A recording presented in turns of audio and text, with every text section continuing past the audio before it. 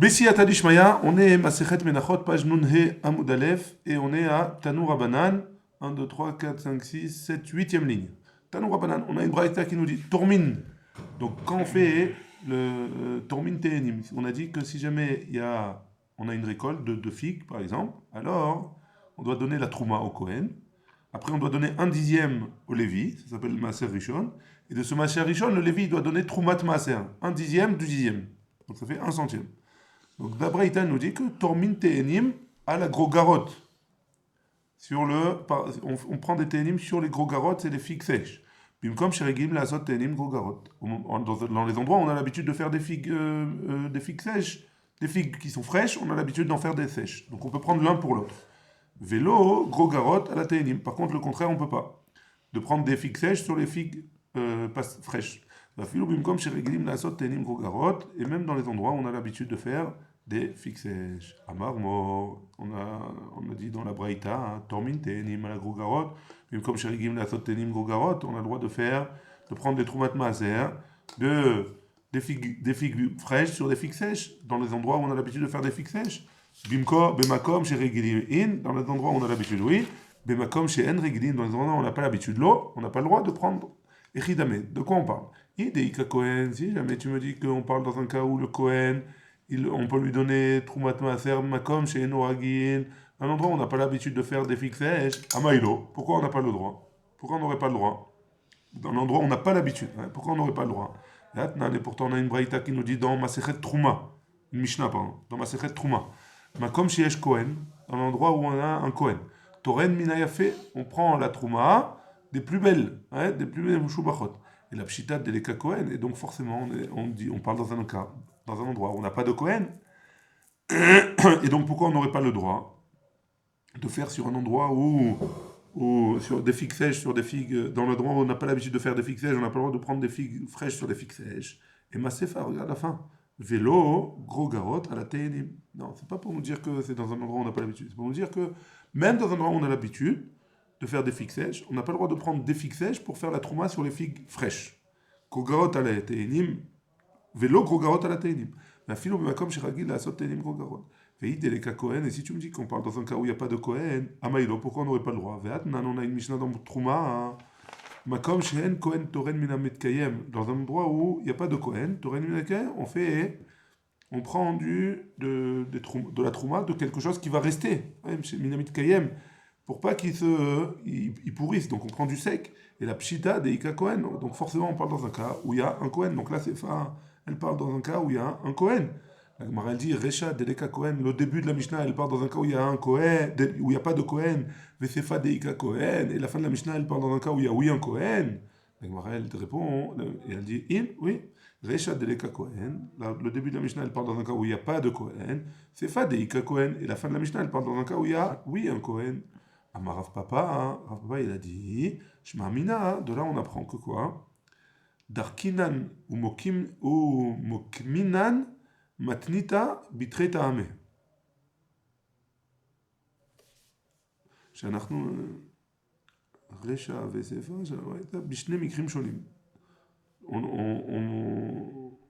On préfère faire en sorte que la Recha et la Seva,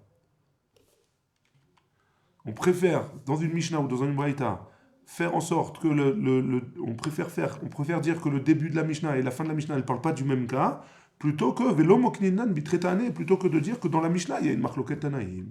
Donc si on a une Mishnah et a priori le début et la fin se contredisent, on préfère dire que le début et la fin ils parlent pas du même cas, plutôt que de dire que c'est deux avis différents. C'est bon? On est arrivé à la Mishnah en bas de la page. La Mishnah elle dit comme ça. Kol amenachot niloshot be poshrin. Toutes les menachot, on a dit que les menachot c'est de la semoule, etc. On fait une pâte avec de l'eau qui est pocherine. Pocherine c'est tiède, ouais, ni chaud ni froid. Tzonen c'est froid, chamin c'est chaud, et pocherine c'est tiède. Ou mishameran shelo yachmitzu, à condition, et on les garde pour pas qu'elles deviennent chametz. Veim yachmitzu sherea, et si jamais c'est devenu chametz, les shiraim, ce qui reste, au verbe belota assez, alors il a transgressé un commandement négatif. Chez Nehemar, Kol ha-mincha asher techivu l'Hashem, lo ta'aseh chametz, parce qu'il est écrit dans la Torah que toutes les offrandes qu'on fait à base de farine ou de semoule, alors il ne faut pas que ce soit chametz. Vechayav al lishata. Et la Mishnah, elle termine en disant qu'il est chayav s'il a fait la lisha, il en a fait une pâte. Ve'al la richata, et s'il en a fait il a fait des formes.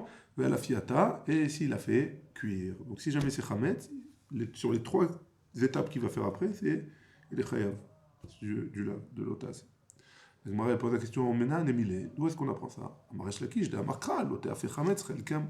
Il y a marqué dans la Torah, dans Vaïkra, l'oté a fait chametz chelkam mashma. Donc de là on apprend quoi? A filo chelkam, même dans le chelek des Kohanim, l'oté a fait chametz, tu ne feras pas de chametz là-bas. Ve'a il a chiou de ata. Et ce pasouk là, il vient nous apprendre ce din, c'est une question de la Gemara. Ah, il les Kedetania, c'est pas ce que j'en ai besoin. Pour la braïta suivante, c'est quoi la braïta? Il y a marqué dans la Torah, on tourne la page, Loté a fait chametz, matalmud lomar, qu'est-ce qui nous apprend ce pasouk?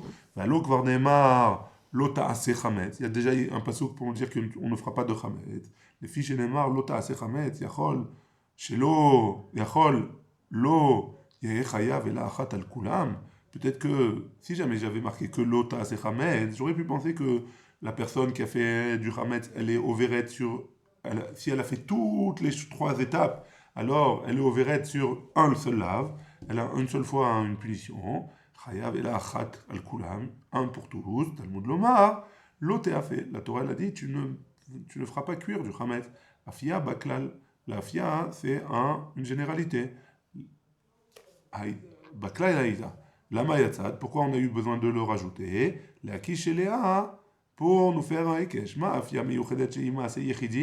même manière que la fia, c'est une seule étape de la fabrication des pains de mincha, et qu'on est chayav, si jamais on a fait que ça en tant que chametz, av, ani, aviv, moi aussi on va rajouter que quoi? Lishata, verichata, vechol maase yechidi, sheba. Donc toute étape qu'on fait et qui se trouve fait être du chametz, alors sur chacun d'entre eux, la personne elle est ovérette sur un lave de la Torah. La Gemara dit il est atouyema, c'est pour ajouter quoi? Il est atouye kitouf, chez Ouma c'est yechidi. Le kitouf c'est le kitouf, c'est le fait de rendre lisse la pâte. Je ne sais pas exactement comment il rendait lisse la pâte. Là aussi c'est un massé yechidi, et celui qui fait ça et que c'est du chametz, alors il est chayav. La braïta, la Gemara elle revient sur la braïta. La braïta elle a dit que chaque étape, la personne elle est chayav de bifnatzma. La Gemara elle dit Anan michelkam kamrinan. Donc Resh Lakish, c'était Resh Lakish qui avait dit ça. Donc la Gemara en fait elle revient à la question, il y a marqué Vechayavim ala bifnatzma, donc du pasouk de l'Oté fait. On apprend que sur chaque étape de la fabrication du pain de mincha, alors la personne elle est chayav dans l'ave. Alors donc j'ai besoin de ce pasouk, je ne peux pas apprendre de ce pasouk ce qu'on a dit de la Mishnah, que les parties des Kohanim c'était des pains de matzah, de mincha.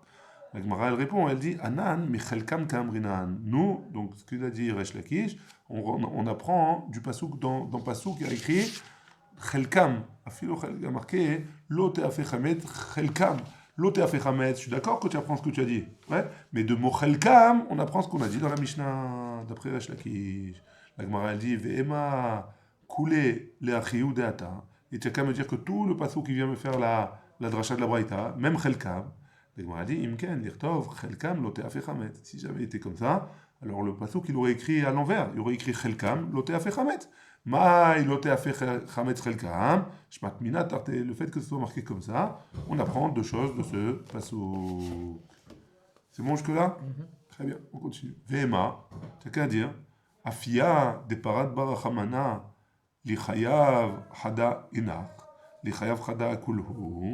Donc tu as qu'à me dire que sur la fia qui a été écrite dans le pasouk des paradbar Ramana, que la Torah elle a eu besoin de nous l'écrire à part. Les chayav chada, alors sur le fait de cuire, on est chayav une chose, et les chayav chada d'akulu, et une autre chiyuv pour tout le reste.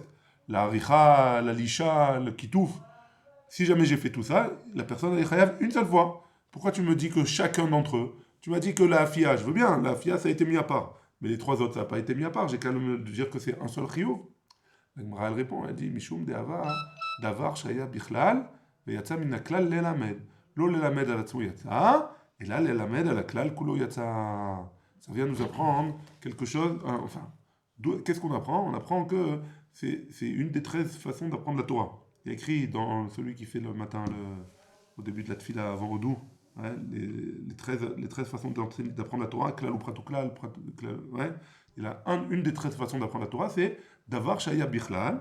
Il y avait quelque chose qui était dans la généralité, veyatsa min haklal, et on l'a fait sortir de la généralité, les lamed. Ça vient nous apprendre, lo les lamed à la yatsa. Ça vient pas nous apprendre que sur lui, et là les lamed à la klal kulo yatsa. Il vient nous apprendre sur toute la généralité. Et donc ça c'est le cas de Afia. Afia, il est sorti de la généralité pour nous apprendre que tous les autres aussi, c'est un seul din. Que chacun d'entre eux, si jamais il a fait une des étapes, alors il est chayav de Malkout, 39 coups. Ve'ema lote ase klal, lote afe prat, c'est qu'à me dire que c'est klal ou prat, en baklal, et la macheba prat, c'est qu'à me dire qu'il y a un klal et un prat, et on fait un en baklal et la sheba prat, afia in, mide acharine lo. Et donc ça serait celui qui est ouvert sur la afia qui serait chayav, les autres choses, il ne serait pas chayav de Malkout. La Gemara elle répond, elle dit, Amarabi Apotriki, Rabbi Apotriki il a dit, donc Rav Apotriki nous dit que Mishum de Ave Klal ou Prat Ameruchakim Zemizé, parce que c'est deux psukim qui sont éloignés l'un de l'autre. Vechol Klal ou Prat Ameruchakim Zemizé, et toutes Klal ou Prat qui sont éloignés l'un de l'autre, dans la Torah ils ne sont pas à côté, En Daninotan, mais Klal ou Prat, on les considère pas comme Klal ou Prat. Et donc on revient à ce qu'on a dit avant, que Davar Shaya Bichlal Veyatsa Min Haklal, le Lamed al Atzmo Yatsa, et le Lamed al Klal Kulo Yatsa. C'est bon? Très bien, on continue. Mativ, Ravada Barava, il objecte, il dit Vamrela Kede, Vamrela Kedi. Et il y en a qui disent que la Kushia. Et ou klal ou prat, amechokim zemizé, endani notam biklal ou prat. Quoi? Klal ou prat qui sont éloignés, alors on ne les juge pas en tant que klal ou prat. Et pourtant on a une braïta qui nous dit Veshachat oto b'makom asher ishrat et arola lifnei Hashem chatat hu. On a un passou qui nous parle de la shrita.